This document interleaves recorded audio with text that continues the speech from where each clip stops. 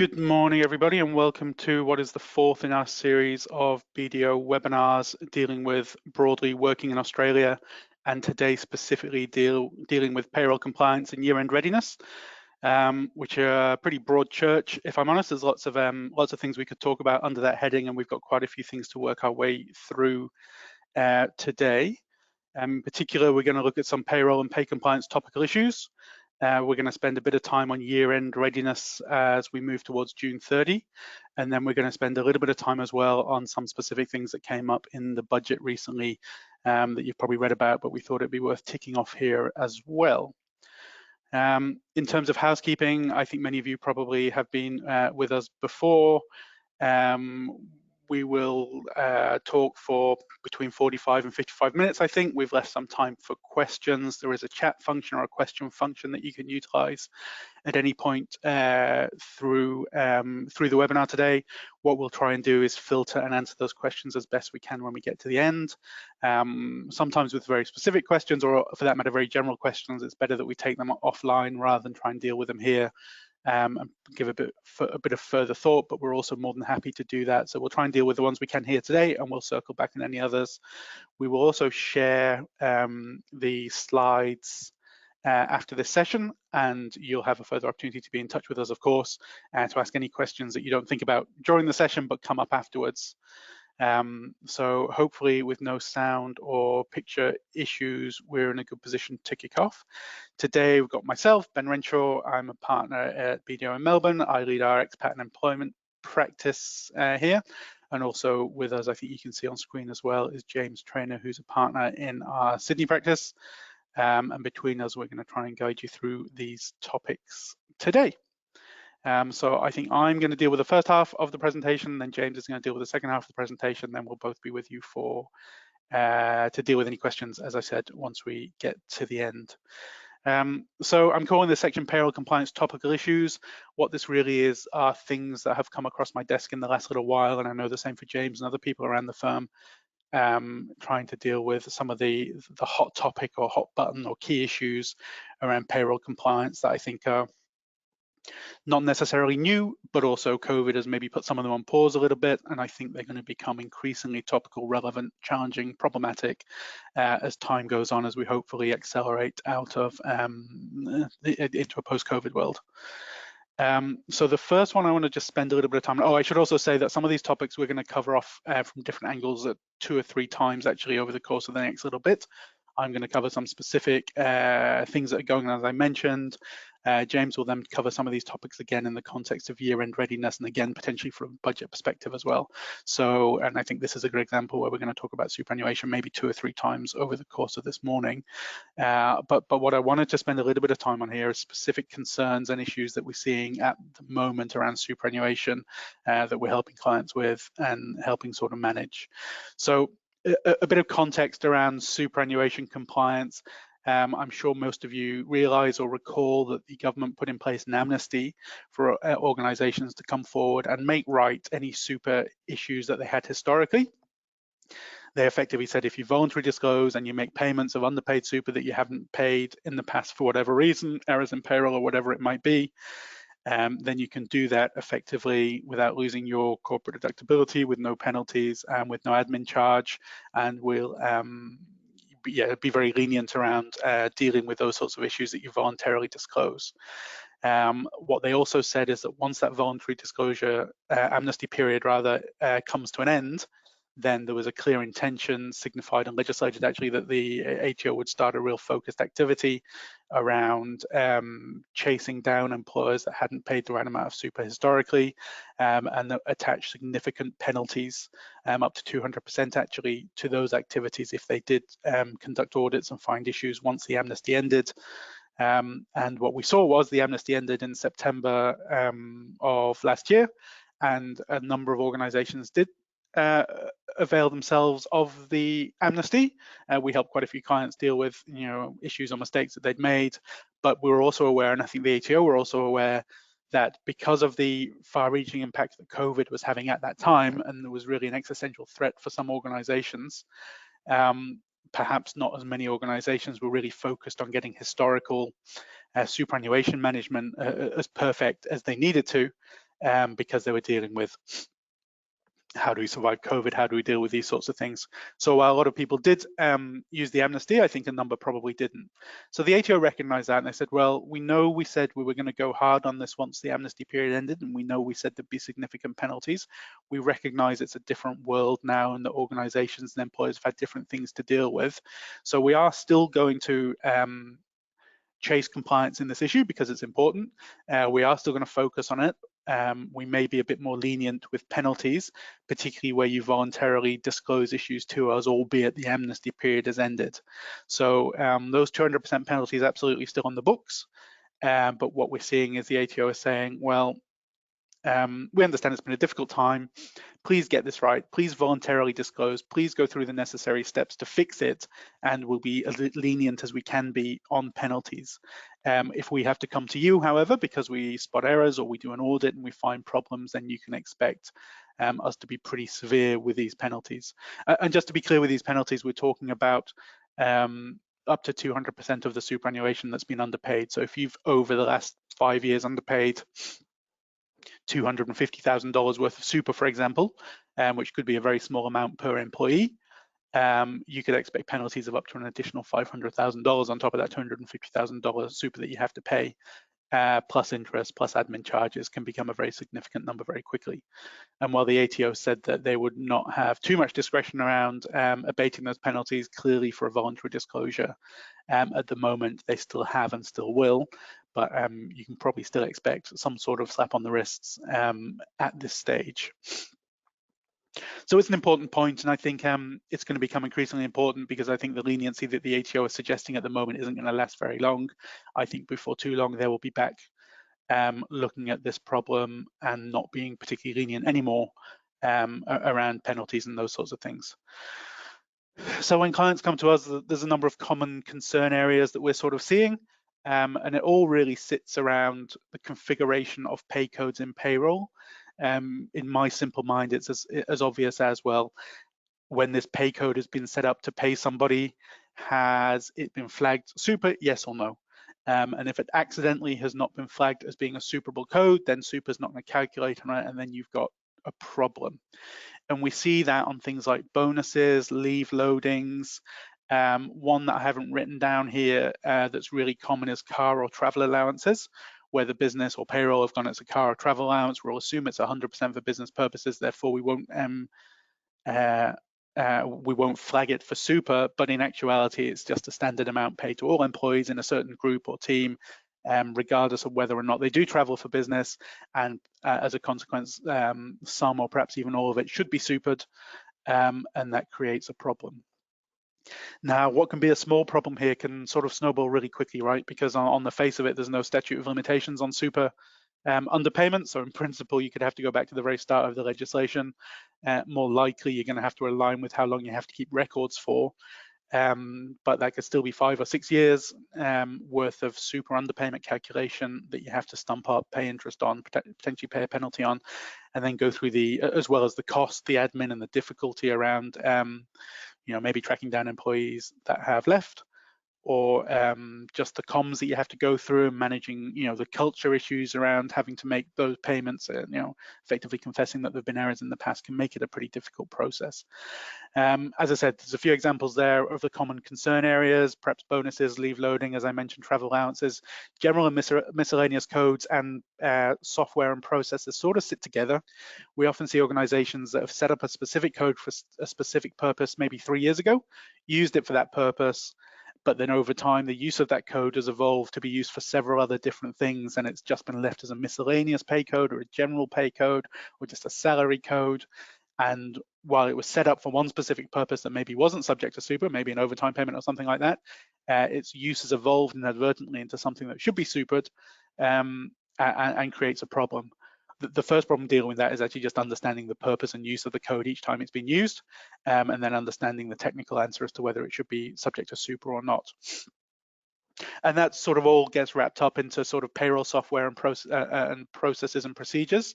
Where processes and procedures aren't well documented within the organization, it's very easy for use of codes to evolve, or old codes perhaps not to be closed down, or audits of codes not to happen periodically, and then sort of by small little adjustments in practice, mistakes get made and then embedded, and 5 years later they've grown into a big problem.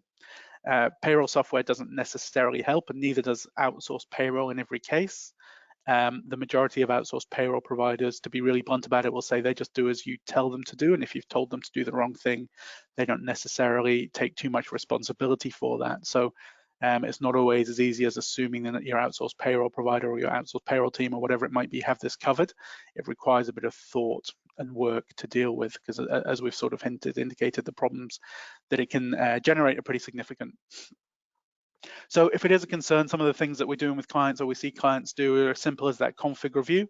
Let's have a look at all of our pay codes. Let's see how they're configured. Let's see if they're correct. And when we do that work, what we generally find is 90% are correct. 8% it's not clear what they're used for, and 2% are wrong or something like that. So then we can focus down on the ones that are wrong or the ones where the use isn't clear and understand whether that is in fact an issue, and if it is an issue, how big is the issue. To understand how big the issue is, you really have to look at, well, how much money's gone through that pay code over the past 5 or 6 years, whatever we decide to look at, to understand how big the problem might be. So I think understanding where the pay codes are configured correctly and are being used correctly is really important. If you do find issues, then we've got to look at voluntary disclosures and also the quarterly process for remediation to really deal with that with the ATO in the correct manner. It's important to understand there's a real prescribed process for dealing with late payment and underpayment of super. And it's not enough, and in fact can be really problematic if you just go, you know what, we'll just pay this straight to the super fund. We know it's late, we'll add some interest, we'll pay it and hope for the best. The legislation requires that money to be paid to the ATO, and there are cases where organizations have tried to do what they thought was the right thing by paying the super fund and then effectively have to make the payments again to the ATO because that's what the legislation says, which on the face of it feels a bit ridiculous, but it's a real good reminder that once an error or oversight has been identified, it's really important to follow the correct process to remediate that fully. So that's the first one I wanted to touch on anyway. So that's superannuation management, and some of the things we're seeing, and I think we're going to see more of in the future. So I'm just moving slides on now to payroll tax and state revenue office audits. And there's to some degree a similar story. So over the past couple of months in particular, we've seen the state revenue offices, certainly in Victoria, really ramp up their audit activity. We're going to review your year-end payroll status for the last 4 years for these reasons. And in their letter, they're being really clear about it. They're going, we support business, we need business to do well. We know COVID's been difficult, but we still have to undertake this activity. And they are, and from what I can see, it may just be coincidence, but I've certainly seen quite a few in the last little bit that suggest to me that they're really ramping up that sort of activity. And we're seeing them take a quite broad approach to their audit activity. And what I mean by that is not necessarily, I hate to use the term fishing expedition, but they might find one thing that they think might not be quite right, and they'll use that as an opportunity to look at all entities, a number of different topics on all information. So what you might find is that they'll raise a concern about one particular thing, and I'll give some examples in a minute, but then they'll ask for all of your information for a 4-year period, so they can do a full and complete review. And we've seen a few of those recently. And the challenge is there, even if everything is 100% correct, the volume of data that they want can often make it difficult to piece together a response, because unless the year-end work has been done perfectly and stored perfectly, it's often not as straightforward as just pulling it all from one file and sending it in. With the best will in the world, we find that most organizations aren't quite that well arranged. So it can be difficult to manage even where there's no particular concerns. We're also aware that the state revenue offices, like all the other government departments, really are getting better and better at data sharing and data matching. So we've seen audits come about because an organization perhaps has got a different, or state revenue office rather, have got a different record of total wages compared to what's been declared for work cover purposes. And immediately they'll go, well, there's a mismatch there. It's very easy for them then to go, well, let's try and understand what that mismatch is. Are we also underpaid some payroll tax as a consequence? So I think between all the different government agencies now, and this is a theme across everything, and I've talked about this before, is the level of data matching and the level of automated data matching means that actually there's a computer somewhere that's sucking in lots of different information from different sources, comparing it, and the red flags are being thrown up as a result of the algorithm that's been built rather than any human intervention. So they've got a big pool of potential audit targets just as a consequence of that data matching and red flags getting thrown up that way. And that's a theme I think that we're going to see more and more as time goes on. And actually, I think is already happening to a degree. The limitation is the human factor that the departments, SRO in this case, don't have the manpower to look at all of them necessarily. So they're still making some human choices about which ones to focus on, but they're getting much better at targeting their activity. So I've listed some common areas here. If payroll taxes of interest to you, these will be pretty understandable. How you deal with contractors, how you deal with FBT, how you deal with regional payroll tax rates are three of several concern areas. I also mentioned matching with work cover records before as well. So contractors is an interesting one, and there's a perennial question about what is a contractor and what isn't. And even if someone is a contractor, is there a payroll tax exemption? That means that you don't have to pay payroll tax for that contractor. Are they less than 90 days? Is that a service you might only need for less than 180 days, or whatever the exemption might be? Noting that those exemptions are different from, are a little bit different from state to state. There isn't complete harmonization there. So you sort of have to make some determinations there around what is a payroll taxable contractor in one state may not be in the other potentially. So contractors are a real concern. FBT again comes largely from the data matching piece. They've got FBT records there. It gives them a lot of rich data to then compare and contrast. And we've seen a couple recently where organizations have availed themselves of the regional payroll tax reduced rates. We think legitimately, but I think it's an area, to be really honest, that the SRO investigators don't understand particularly well.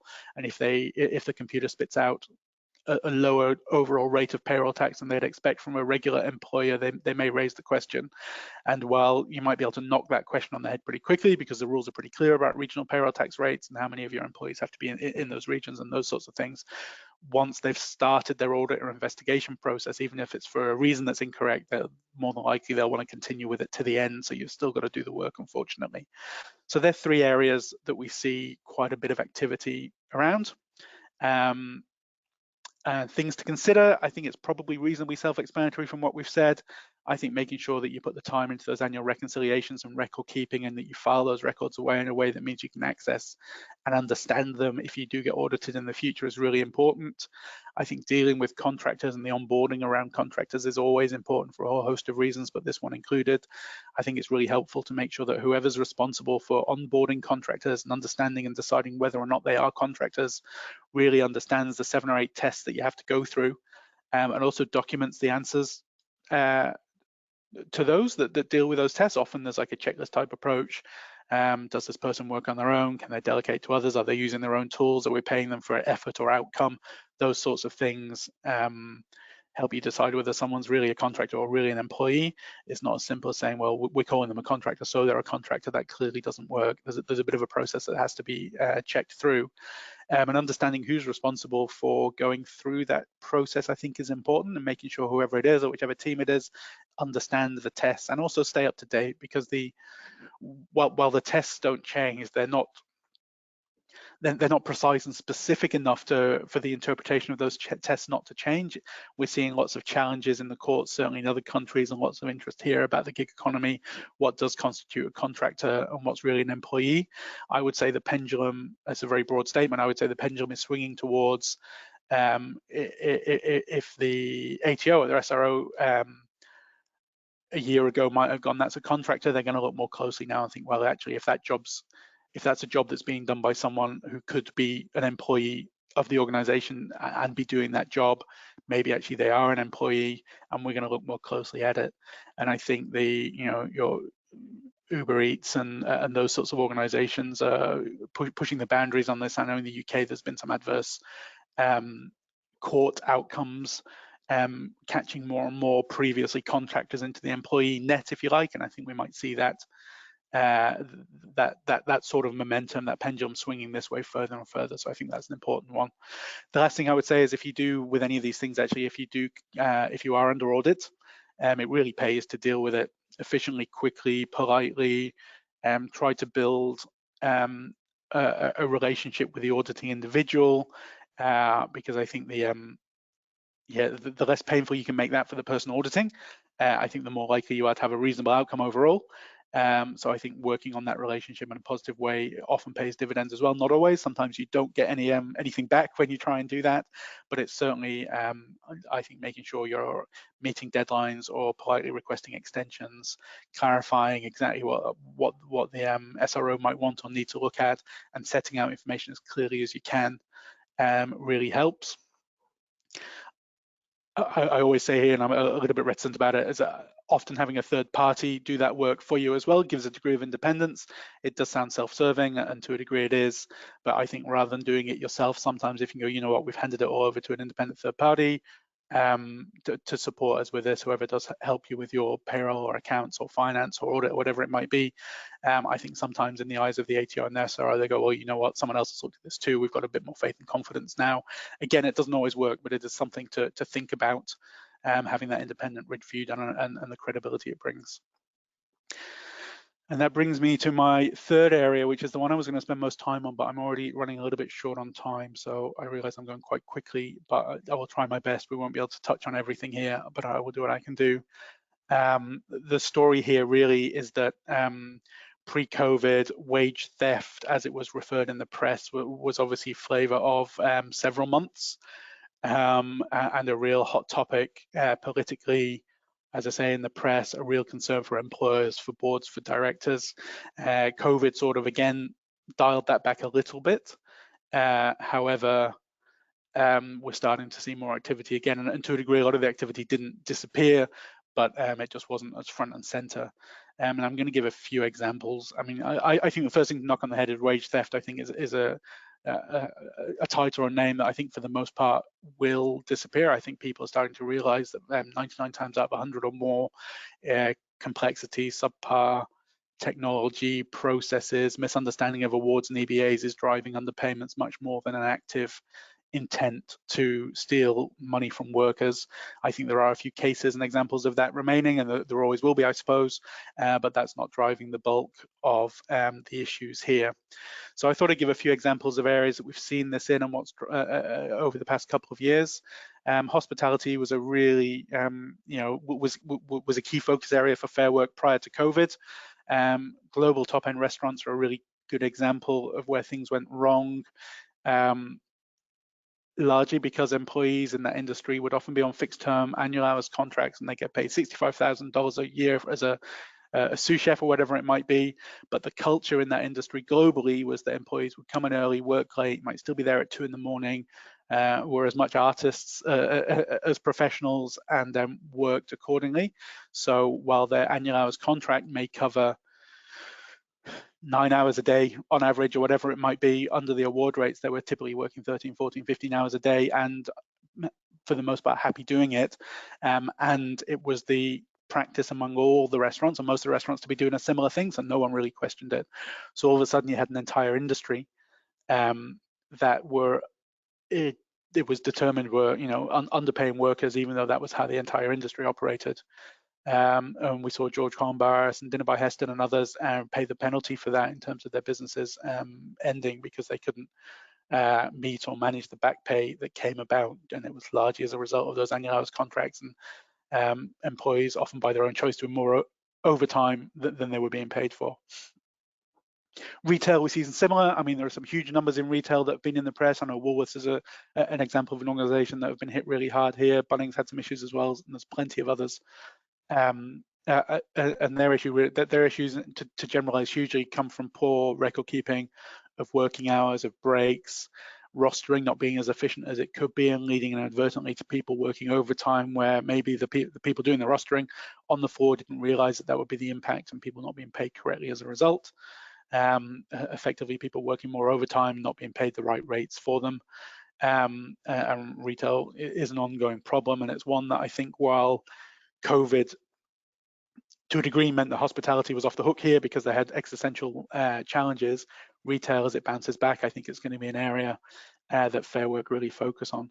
And another area we're seeing this as a genuine concern is in the not-for-profit space, whether that's aged care or disability or social services or mental health, whatever it might be. And that one, the reasoning there to generalize massively is that there tend to be organizations that haven't overinvested or over-focused on back office technology and processes and systems because they're all about the mission of the organization. That goes for employers and employees. They're much more focused on giving care or providing support as the overarching priority, and that's where the money's been spent, and that's where the focus is. And actually recording time and attendance or understanding allowances and awards or whatever it might be has not been a priority. And because these industries unfortunately tend to be reasonably lowly paid, an error can push someone under the award rates pretty quickly. We are involved in reviewing quite a number of not-for-profits, helping them sort of manage these issues to understand whether they've got a problem or deal with investigations.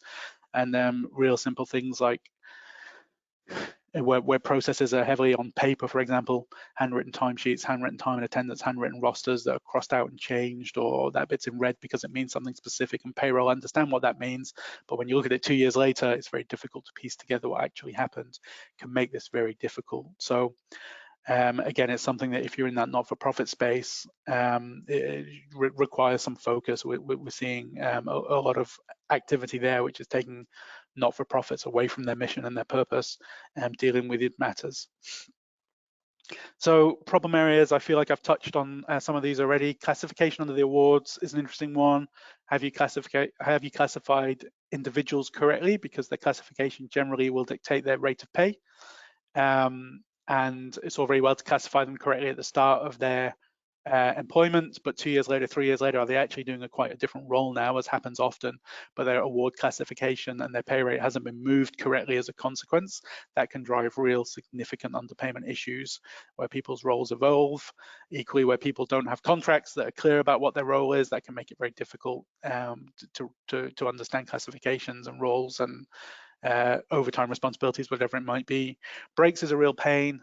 All the awards have stipulate very clearly paid and unpaid break times and what happens if you don't, or less clearly, but what happens if you don't meet those break times and people don't take those breaks. Tracking that is incredibly difficult because, you know, practice builds up over time. People take a break after 3 hours, or maybe they don't, maybe they take a break at lunchtime or whatever it might be. But if that's not documented, in a lot of cases, you've got a technical award breach because you haven't kept the records of those breaks where you should have. Unpaid overtime, a bit of an obvious one. I think I've touched on sleepovers. I've put here as an example of something unique to the not-for-profit space, which has quite a complicated interpretation of how you should pay someone who's required to sleep over at maybe a care home or whatever it might be. What if they have to get up and work? What if they don't? What if they're rostered on the next day? There's some complexity there. Allowances, I think I've spoken about, and handwritten timesheets being, or time and attendance records being, a real concern as well. So that's a bit of a snapshot of some of the issues that we're seeing, and I think again we're going to see more and more of them as we accelerate out of a post-COVID world. Fair Work, not surprisingly, this is their job. They're onto this. There's a lot of audit activity in place. I've pulled this from their website actually, that more than half of the audits reveal issues. 70% of them show that staff aren't being paid properly. 30% show records aren't being kept correctly as a minimum. And it's similar to some of the topics we spoke about just a little bit earlier, that they're pulling their information more and more from different sources as well, relying on technology to highlight and flag areas of concern. They may get complaints direct from employees. They may get a nudge from unions that say, well, this organization or this industry, we think there's a problem. But data sharing and data matching is also driving some of their work. And obviously, there's the way Fair Work operate is there are penalties that are going to apply on top of any underpayments that have to be rectified and remediated. And the process tends to be that once an audit activity has worked its way through, and that might take a year, or it might take 2 years, they can take a real long time. Fair Work will issue something called an enforceable undertaking, which effectively says you, employing organization, need to guarantee you're going to meet these requirements going forward. This is what you undertake to do. There'll be a penalty wrapped in there as well. And interestingly, more and more, we're seeing that there's also a mandated audit in that enforceable undertaking issued by Fair Work. So Fair Work will say to the organization, what's more, you have to conduct an audit in 12 months time of, say, 25% of your employees. and 24 months later, you have to conduct an audit of another 25% of your employees to really confirm that you're meeting these obligations. And to do that, the way you have to do that audit is you have to engage an independent party to do it. So that somebody who doesn't do your audits at the moment or hasn't been involved in maybe an audit on this matter, you have to engage them and pay them to do these audits, but that organization has to deliver the results of the work directly to Fair Work. To me, to a degree, it's Fair Work are effectively outsourcing their own job there.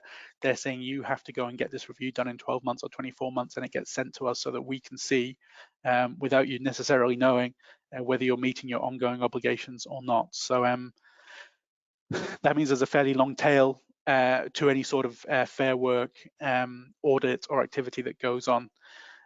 We're also seeing, there's talk of criminalization. It's a very political issue. I think we will see some criminalization for the very worst offenders. I think there'll be few and far between, but I think it will happen. We're also seeing the states taking a variety of different approaches to criminalization, penalties and sanctions. A real good example recently that James pointed out to me actually is that New South Wales are talking about legislating that payroll tax applies to an underpayment from the date that the underpayment should have been paid, if you see what I mean. So if this amount should have been paid 3 years ago and is paid today, we're going to assess you for payroll tax as if you should have paid it 3 years ago. Historically, payroll tax and super and those things have really been when you've actually made the payment, and there has been less of a concern about whether it's late or not. But New South Wales are taking a more aggressive view there and say, well, even though you're making that payment today because it relates to wages that you should have paid 3 years ago, our view is you're effectively 3 years late on that payroll tax obligation too. So no legislation yet, I don't believe, but it's a good example of where the states are really tightening up on their compliance activities in this area. The other adjacency that we see that's really important to keep in mind, I've put here protecting vulnerable workers, but it's a bit broader than that. If you're in an industry, pre-COVID certainly, and hopefully again in the future, that relies on talent from overseas, when you get visas for that talent from overseas, you are committing to paying them properly and you're committing to them doing a certain role. We've absolutely seen Fair Work conduct audits into underpayments, and then 10 minutes later we'll also get Border Force conducting an investigation too along similar lines for similar reasons, and that can lead to a whole host of more work, obviously, additional penalties, additional PR risk there, and also the possibility that if Border Force and the department feel that you haven't met your visa obligations historically, then they have the power obviously to stop you sponsoring people in the future. Now, not a big deal at the moment, you might say, but once hopefully the world returns back to normal and we start to see skilled workers and migrants coming back in, if you've had your sponsorship ability suspended for 6 months or 2 years, that can be really detrimental going forward as well. So I think when you're thinking about underpayments and you're thinking about, if you are thinking about individuals that may have been paid inappropriately, you need to think about whether any of those people are on visas as well. The bottom of this slide is a little snapshot that I've just taken actually today, news and media releases from the Fair Work website, and I've put it here to highlight how happy Fair Work are to publicize their activity. They're happy to name names of organizations and industries and penalties and all those things. So if you end up on that list of media release and you get Googled by the press or an employer, that information's out there really quickly. So I think from a PR perspective, it's important to understand the risks that sit around the pay compliance piece.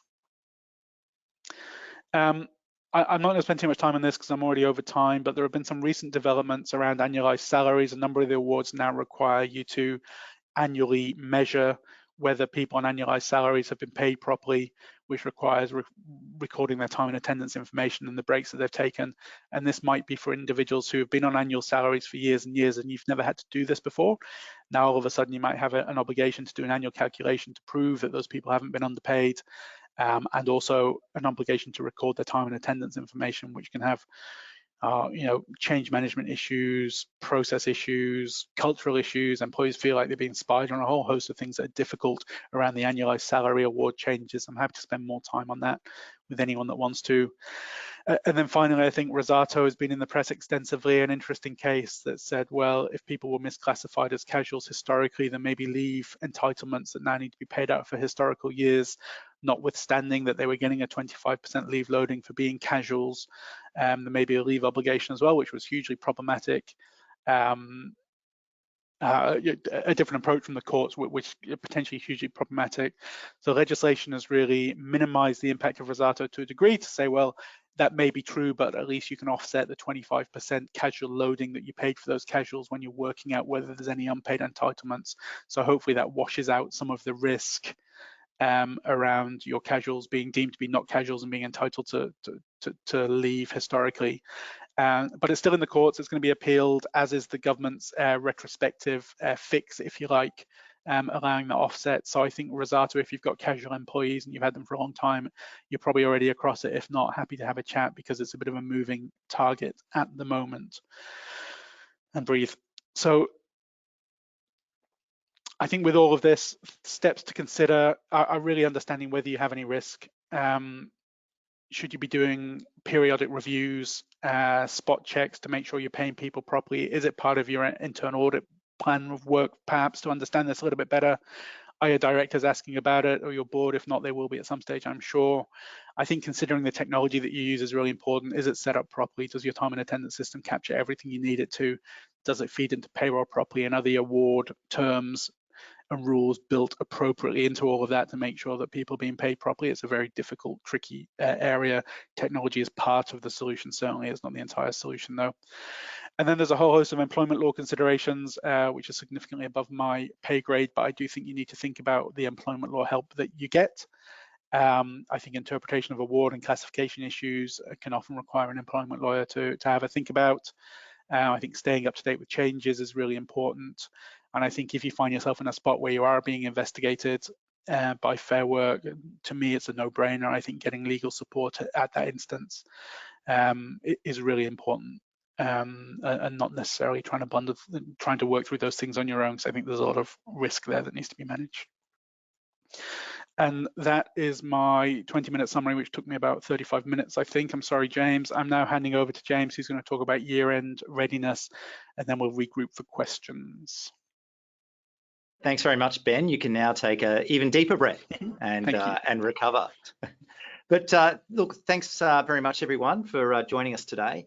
I'm going to go through a few of the operational requirements that employers have in the lead up to year end. And then we'll talk about some of the planning that needs to happen both for pre-1 July as well as after 1 July, and then touch on some of the changes that came out of the budget. So the first requirement is around single touch payroll finalization. So pretty much everyone is in the net of single touch payroll these days. And one of the requirements is that at year end, you need to confirm all of the annual single touch payroll reporting that's been happening during the year. This is important for a few reasons. Firstly, it results in a tax ready income statement for the employee appearing in their MyGov account. So this is all the new terminology for PAYG payment summaries, or for those that have been around for a little bit longer, for group certificates. But this is what the employee will receive, and it'll allow them to complete their income tax return. Once the single touch payroll finalization report is in, the ATO will actually pre-fill information in the employee's tax return. And so employees, particularly who are looking to file their tax returns as soon as possible, perhaps to get refunds, they're looking for this information to appear as soon as possible. One of the key things once you do your single touch payroll finalization is that it actually exempts you from having to provide the payment summaries to your employees and lodging the annual payment summary report with the ATO that used to happen in the pre-single touch payroll days. Importantly, if you do not complete the single touch payroll obligations, you still have those old PAYG payment summary and annual report obligations with the ATO. But look, for most employers, if not everyone, that won't be an issue because you should be doing it through single touch payroll. Key things to note, the due date for that is the 14th of July, and that's actually done through the single touch payroll software by completing an update event and checking the finalization indicator.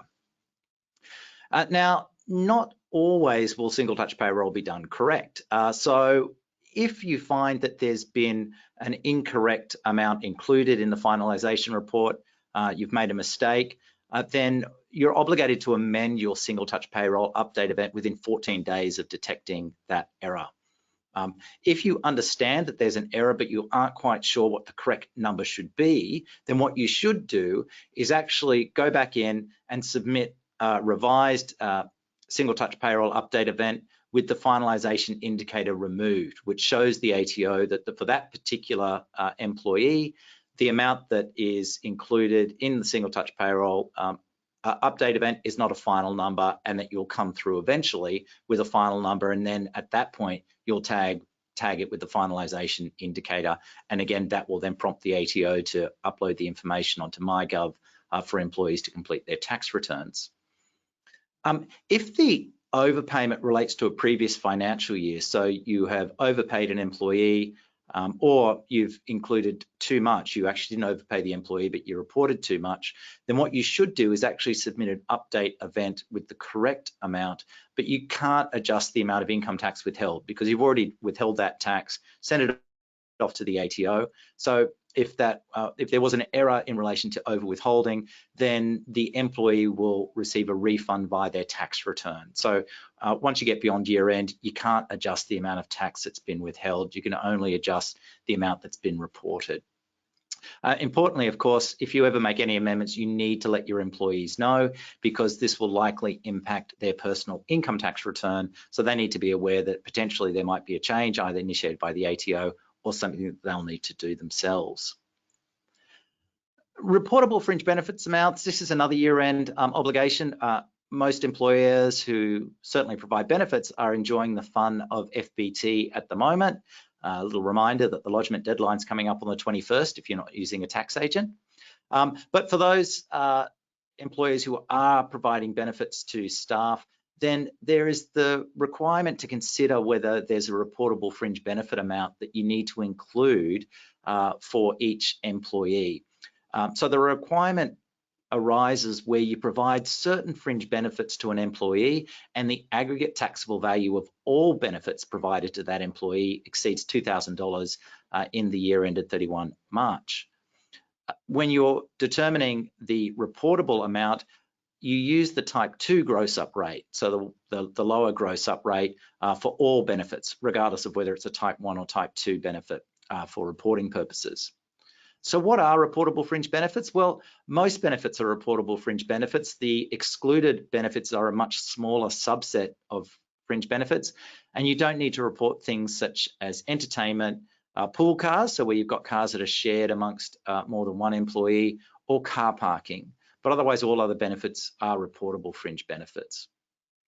So how do you go about reporting this?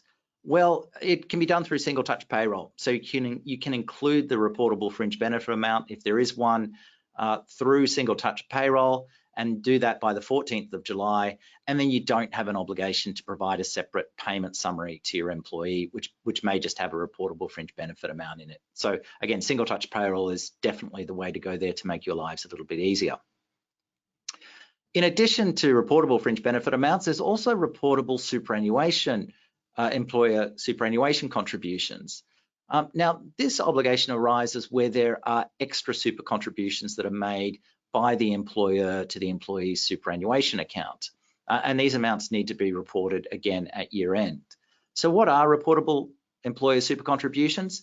They're contributions which are both not required by law or an award and can be influenced by the employee. So it includes things like salary sacrifice contributions, but it doesn't include things like super guarantee, or if the employer has a policy, for example, to pay 10% superannuation to all staff, or if there's a post-tax contribution that's being made in respect of a particular employee. So it's the ones that employees can influence that need to be included as reportable super contributions. Again, like the reportable fringe benefit amounts, it can be done through single touch payroll, and that needs to be done by the 14th of July. If it's not done through single touch payroll, then you would need to produce a separate payment summary for the employee. And I should just note here, both in relation to reportable fringe benefits as well as reportable super contributions, none of those are accessible to income tax in the employee's hands generally.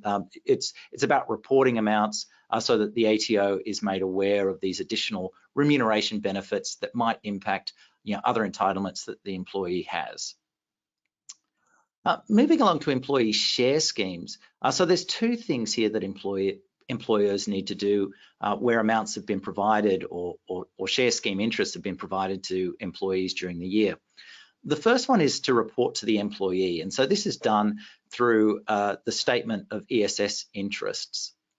So this is required where the employee has acquired a taxed upfront ESS interest at a discount, and this includes cases where the employee might not even be taxed on those shares. For example, if you're using the $1,000 exempt share plan, those amounts still need to be reported to that particular employee.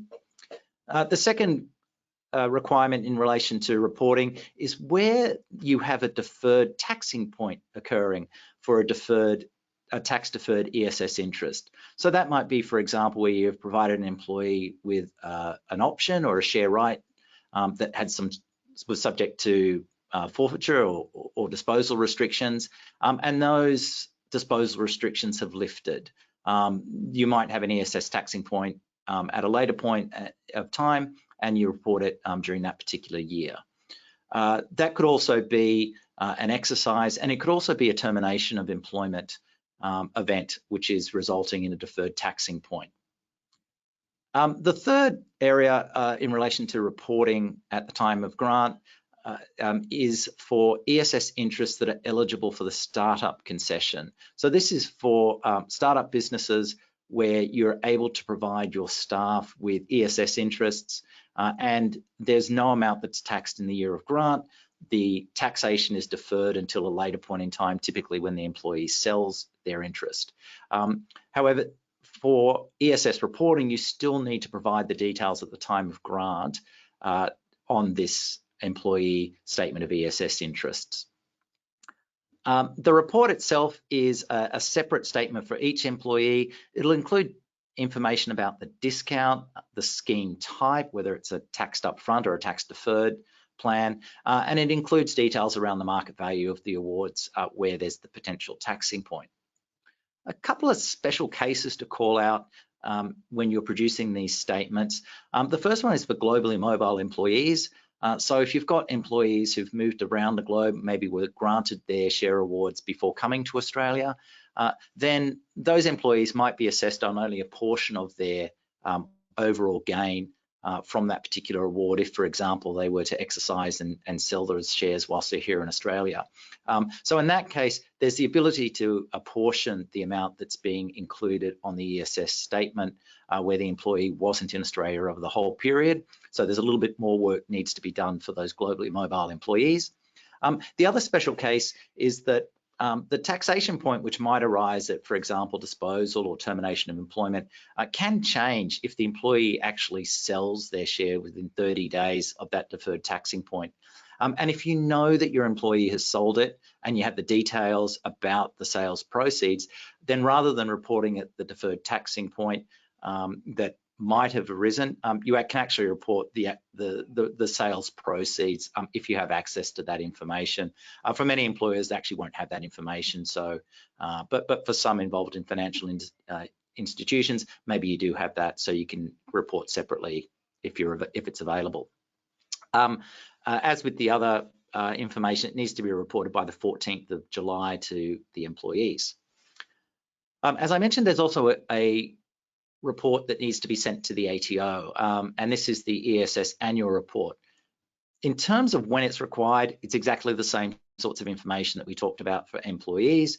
It's just that you're providing the information in one report to the ATO. Importantly, electronic lodgement of this report is mandatory. So you either need to engage with your share plan administrator or your share registry to help with that reporting if you don't have access to your own software to complete that. This report is actually due on the 14th of August, so it's a little bit more time to provide this to the ATO, but the reality is that the information in this report is probably what you're going to be using to prepare the information for your employee ESS statement, so it should all be ready to go, pretty close to the 14th of July. Moving beyond share schemes now into payroll tax.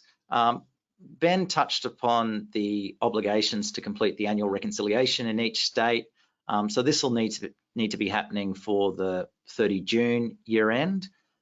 Just a few points to consider here when you're completing the annual reconciliations. And these are things that Ben touched on as well in terms of audit activity that we're seeing from the various state revenue authorities. So grouping is one area where the revenue authorities are quite focused on, making sure that you're not overclaiming any wages exemption threshold if there are multiple companies within the group. Contractors, making sure that you've analysed all the contractors to include relevant contracts. As Ben mentioned, not all states apply the same rules. WA is a standout here as being a little bit different. So you need to consider in each state whether there are contractors you need to be including. The third group is expatriate employees. Again, always seeing questions about expats being raised by the revenue authorities. Probably even a little bit more complicated this year, where we might have employees who are stranded in a particular state because of COVID restrictions on traveling back overseas. So you might find that there are additional employees that need to be included for payroll tax that might not have been included in prior years.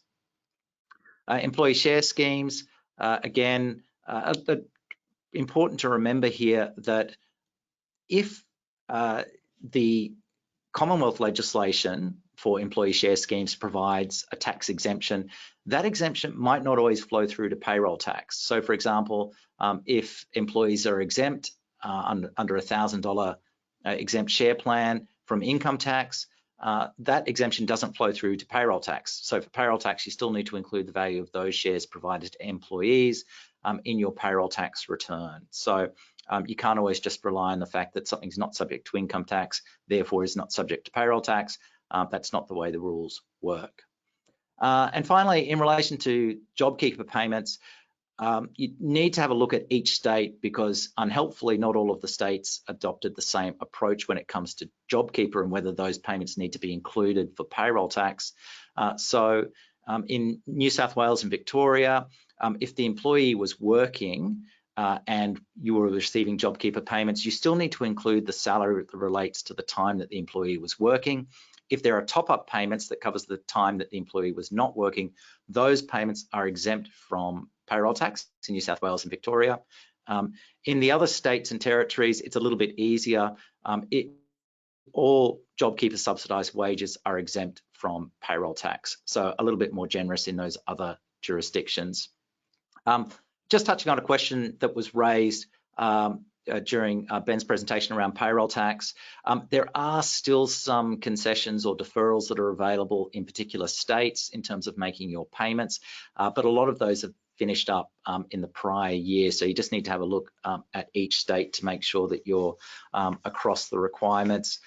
There are some concessions or stimulus measures that still flow on. For example, in New South Wales, there was a reduction in the payroll tax rate to 4.85% and an increase in the wages threshold to 1.2 million, and that'll continue to apply through this year and next year. So there are still some concessions that are available, but you really need to look at each state to work out if there's anything further for you there. So following on from payroll tax into superannuation, here we've already covered the operational obligation around reporting extra employer contributions, but some things to think about as we approach year end. Firstly is to remember that particularly if employees are wanting some additional superannuation contributions, that they need to be received by the super fund before 30 June. So you need to be thinking about, are you going to make additional contributions, and in fact paying the amounts well before 30 June so that they actually end up in the fund before 30 June. And for an employee, that means it applies against the current year's concessional contribution caps and not the contribution cap for the following year, for the 1st of July, 2022. Need to be mindful of employees exceeding their concessional contribution caps as well, particularly where they're looking to make some additional voluntary contributions in the lead up to 30 June. Now, whilst there's no legal requirement to stop or that prevents you as an employer making contributions in excess of this concessional contribution cap, look, this is really something that employers can help their employees avoid an issue that they might not be expecting. So it's most employers that we come across will actually counsel or at least limit the contributions so that they're not making more than the concessional contribution cap. Now, for most employees, the concessional contribution cap for the current year is $25,000. However, it might be higher for some employees if they're able to carry forward some unused concessional contribution cap amounts from prior years. Some things to think about after year end as we kind of push into the 1st of July and thereafter is some changes to the rates, and we'll touch on these in just a second as to what they are. But as employers, you'll need to adjust the contributions that are being made. So that's to account for the fact that the super guarantee rate is increasing from the 1st of July, and also that the quarterly contribution cap is increasing. We'll also see some increases, of course, to the quarterly maximum superannuation contribution base. So that's the amount of wages up to which you have to make your super guarantee contributions, and above that you don't have to. So as we can see on this slide, the quarterly cap will increase slightly from 57,000 to 58,920. Just kind of going back to that super guarantee rate. So this is probably the big ticket item, that the big change that's happening in super guarantee world is that increase in the rate from 9.5% to 10%, and that'll be effective from the 1st of July 2022. Also noting there that the concessional contributions cap is increasing. I mentioned before that the rate for the current year is $25,000. From the 1st of July 2021, it will increase to $27,500. But as I mentioned, certain employees might have even a higher concessional contribution cap if they haven't fully utilized the $25,000 cap that's available to them this year or in prior years. So that's the superannuation rates and thresholds. One other obligation that employers have this time of year is the Taxable Payments Annual Report. Now, this is an obligation to report to the ATO details of payments made to certain subcontractors and contractors. So this includes people who you might label as consultants, independent contractors. They might be engaged by you through their company or a partnership or a trust or indeed a sole trader. So it's actually all these sorts of contractors that you need to consider whether there's an obligation to report. It's not all contractors, it's only contractors involved with who are providing particular services or involved in particular industries, but they're fairly broad. So you've got building, construction, cleaning, courier services, IT services, security and surveillance, and it excludes payment where labour is incidental to the materials that are being supplied. But generally where you're providing labour, or the contract's mainly for labour and it's for one of these particular types of services, then you're going to have a reporting obligation to the ATO. So what do you need to tell the ATO? Well, you need to tell the ATO the name and the address of the contractor, their ABN if they have quoted an ABN to you, and the gross amount paid, GST, and if you've actually withheld any no ABN withholding amounts.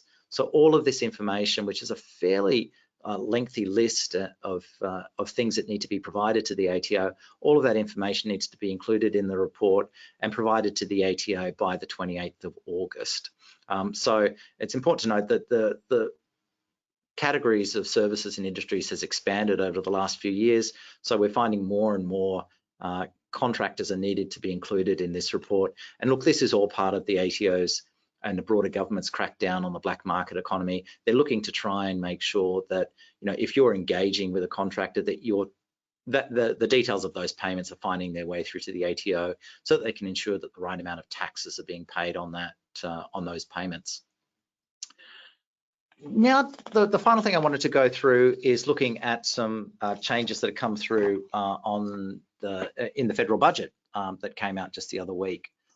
And there are probably four things that are most relevant for employers. The first one is in relation to income tax, and here's will be the extension of the low and middle income tax offset, and it's a one-year extension through the 2021-22 financial year, and it provides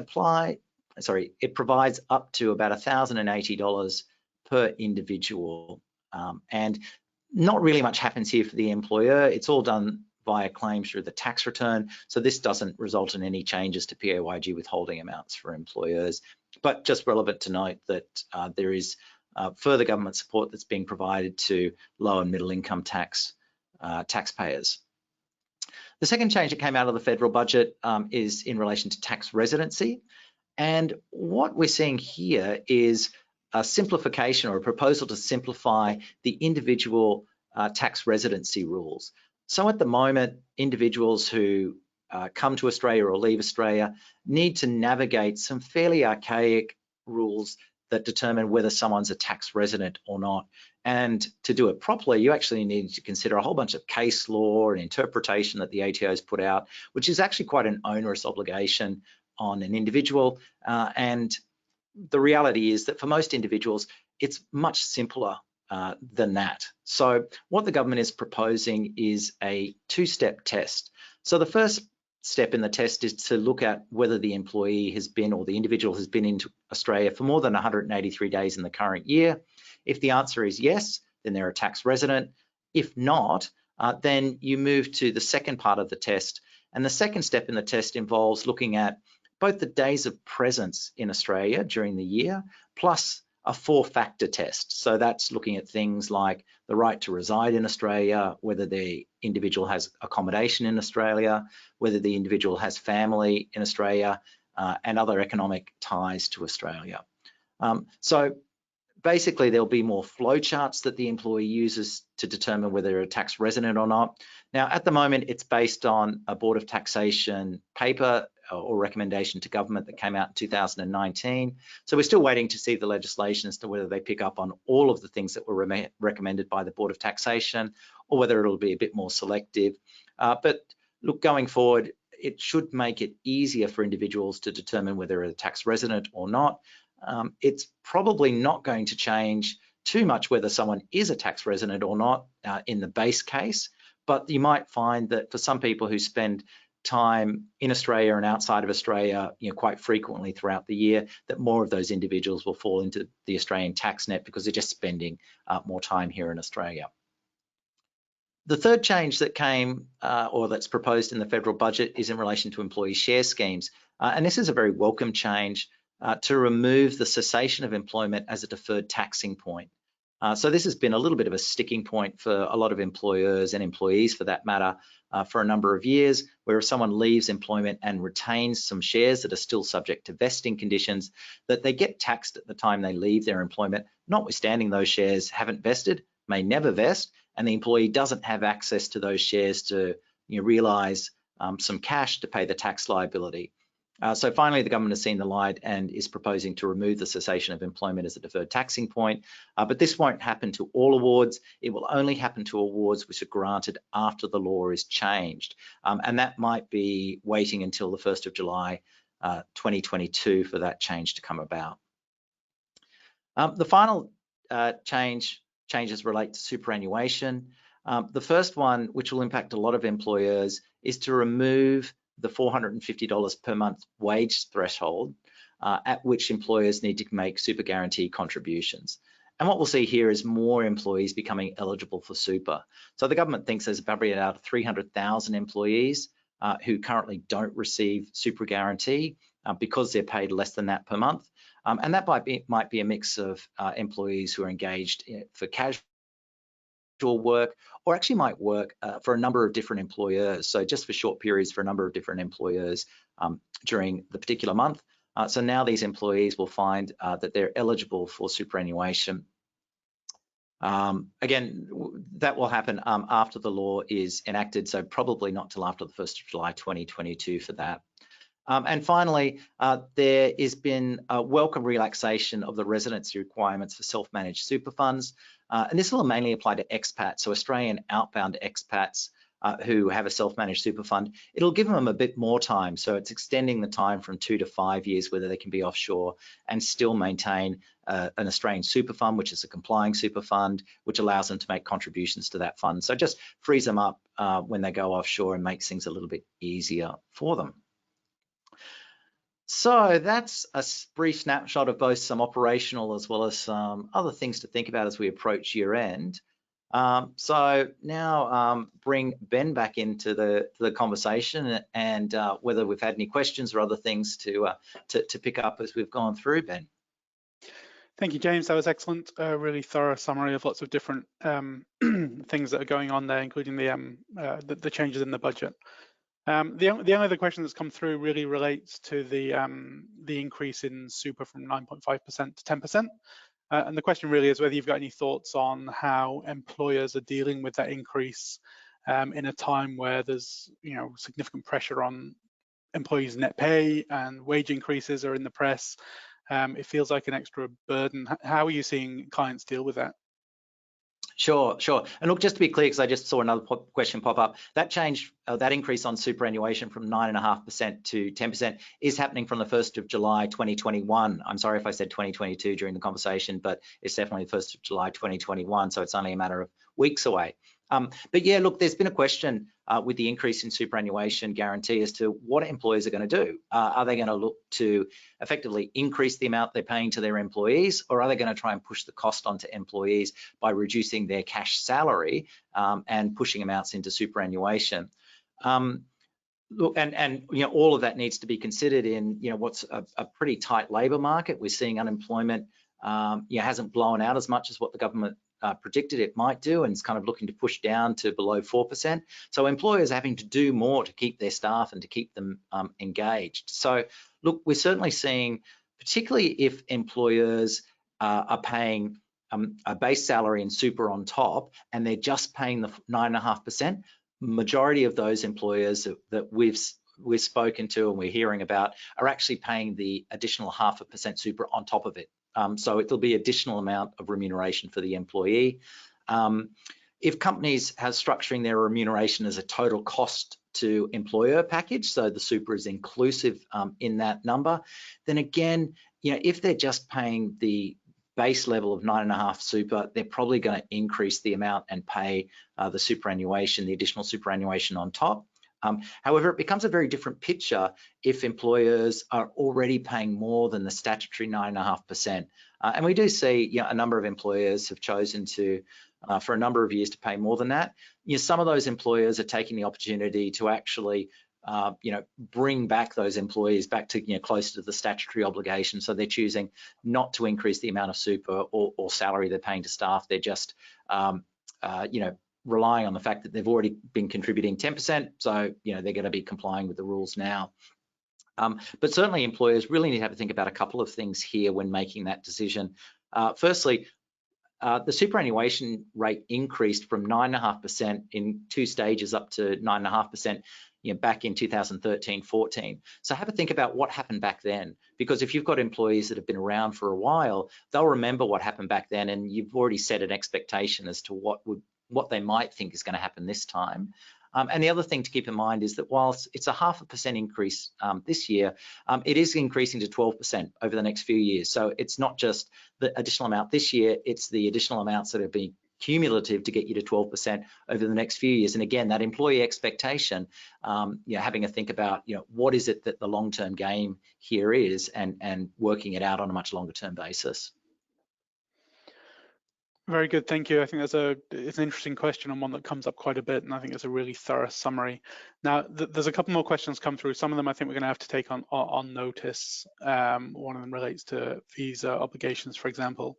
But there is a question I'm going to chance with you, James. I'm not sure if you'll know, but there's a question around whether where you have people paid on a 2-weekly basis and some of that pay relates to pre-June 30 and post-June 30, how you then deal with the super increase in that sort of split pay scenario?